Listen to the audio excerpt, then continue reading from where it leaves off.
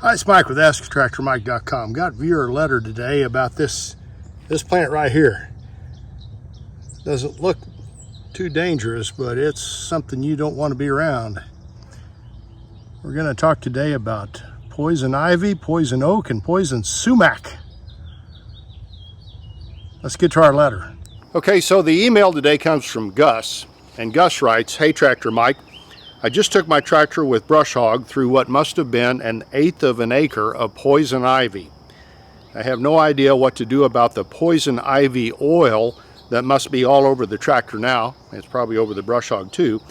Do you have any advice? Thank you very much." Well, Gus, you're really wise to be concerned about this, especially if you're prone to getting poison ivy. And some of us really are allergic to it and some of us are not. First today, let's talk about poison ivy and its two cousins, poison oak and poison sumac. Poison ivy is almost everywhere in the U.S. It's not in Alaska, it's not in Hawaii, it's not on some areas of the West Coast, but all the rest of us have some poison ivy around us. And poison oak and poison sumac, or as my dad called it, shumake, I don't know how they got that, but poison ivy, poison oak, and sumac are all in the same family, and they all can hurt you if you're allergic to them. And some of us are and some of us aren't. Now, before we get started, let's talk about how do you identify them. And it's never been easier to find plants that could be dangerous to you with one of these devices.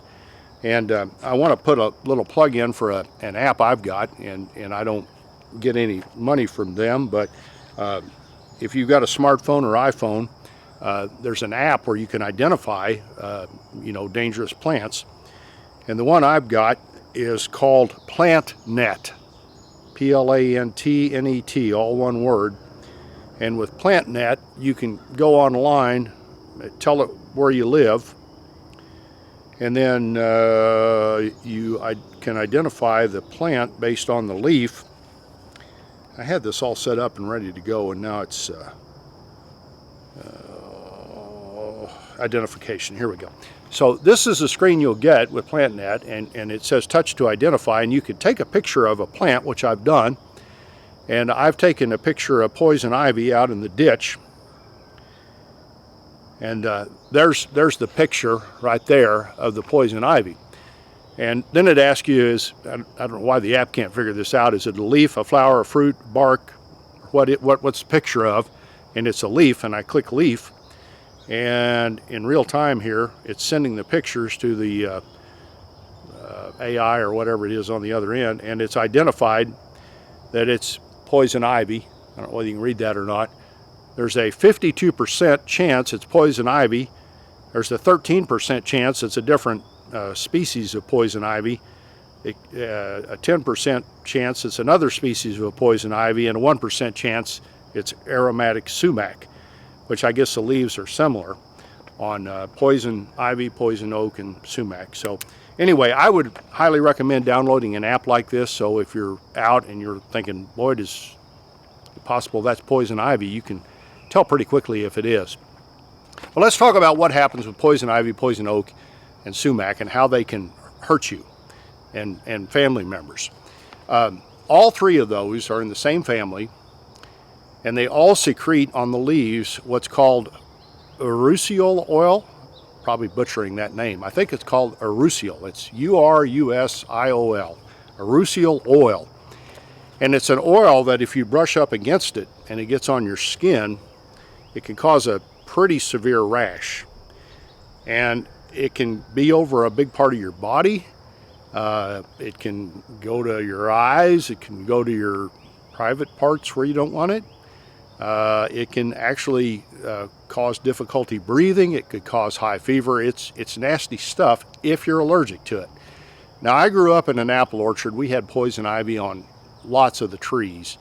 And if you're walking around and you brush up against it, you could get it. But as a kid, I never got it. I never, ever, as a kid growing up, had any problem with poison ivy. But now as I get older, I'm starting to get it a little bit. If I'm out and I brush up against it, I'll get little rashes on my arms. And so there are people that if they get close to it and get just a little bit of that oil, I mean, it's awful. They have bad problems, end up in the hospital, or have to take shots to keep it out. So it could be nasty. Not everybody's allergic to it, but if you are, you want to really watch out for it. And it's all because of that urusiol oil.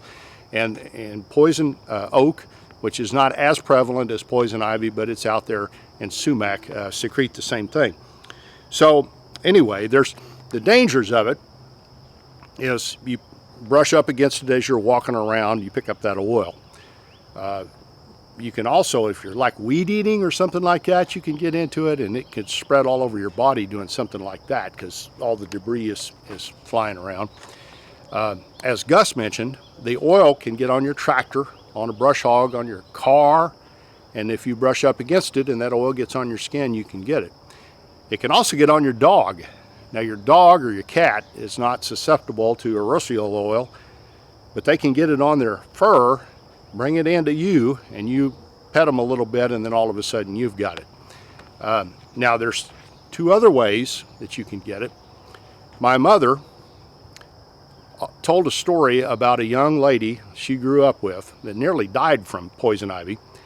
And her and another little girl, this is when they were really young, were out playing nurse in the yard.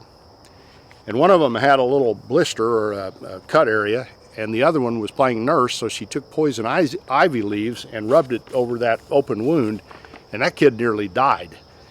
And also, and this is where you really want to watch it, if you cut a bunch of poison ivy and drag it into a burn pile and breathe the fumes. Now, I've never actually known anybody that had this happen, but I've heard about it all my life. If you breathe that in, you can get that oil in your lungs, and that can end up really, really bad. So poison ivy is something that's prevalent in much of the U.S. It's dangerous to some people more than others, but you want to watch out for it. So Gus is being wise in trying to figure out how to get it off his tractor, especially if he's susceptible to it. So what I did, I went in the Food and Drug Administration's got a ways of getting rid of it on their website, and I'll just read you what they said. It says, poison ivy and other poison plant rashes can't be spread from person to person, but it is possible to pick up the rash from plant oil that may have stuck to clothing, pets, garden tools, and other items that may have come in contact with these plants, which we know that. The plant oil lingers, sometimes for years, on virtually any surface until it's washed off with water or rubbing alcohol. And then it goes on to say the rash will occur only where the plant oil has touched the skin, so a person with poison ivy can't spread it on the body by scratching. That's kind of a incorrect information. People think that if they've got it right here and they touch another place on their body, it can spread, and you can't spread it that way.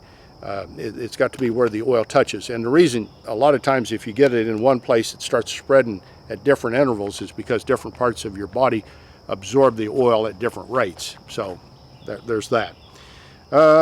It may seem like the rash is spreading if it appears over time instead of all at once, and as I mentioned, that's because it's absorbed at different rates. So anyway, that's the long and the short of poison ivy, poison oak, and sumac. And Gus, to answer your question, you got to be real careful. The solution to pollution is dilution. So you want to wash your tractor and your brush hog off with water. And I don't think I would take a power washer off and hit it because that's going to splatter everywhere. And if you're real susceptible to poison ivy oil, that could get back on you. But take a low pressure garden hose and go all over the tractor and the brush hog and try to rinse it off. And that's probably going to get the bulk of it off. But then if it were me and I was real susceptible to it, I'd hit it with a power washer after that just to make sure, and do it over grass where it goes down in the soil and it's not sticking on your driveway. And then if you're really worried about it, alcohol will definitely get it off of there, and you may want to go over the tractor and the brush hog with alcohol. But that's the long and the short of poison ivy. Now, before we go today, I want to put a plug in. There are plants that we need, and there's native grasses and native plants that the wildlife needs for habitat. And we're fighting in the agricultural world a lack of pollinators. And I'm also reading about like monarch butterflies are struggling. And part of the problem is we're breaking up all this ground and we're brush hogging it, and we're taking away the food for some of these insects and butterflies, things like that, bees that need it. And I grew up on an apple orchard, and we needed bees to pollinate. You know, no bees, no apples. And so if you've got a pasture and you've got, get that plant net app, and if you've got some plants that are blooming and have pretty flowers on them, bush hog around them. Don't cut them down, because the monarch butterflies need plants like this, milkweed, to lay their eggs on. And if you can leave them standing, that's great for the wildlife. And the bees need to eat year-round. And I've found in my pasture, I've got multiple native plants that were here before we were that I leave. And some of my neighbors make fun of me, but I don't care. It's good for the wildlife, and I want to protect the wildlife as much as I can, because we need them for our food supply. So leave some of those plants. And if you've got an area, a hillside or something that's really steep and you don't want to mow it, consider calling your local conservation department and seeing if there's some money available to help you establish some wildflowers there and make an area where you don't have to mow. And it's good for you, and it's good for the wildlife, and everybody wins. Thanks for watching.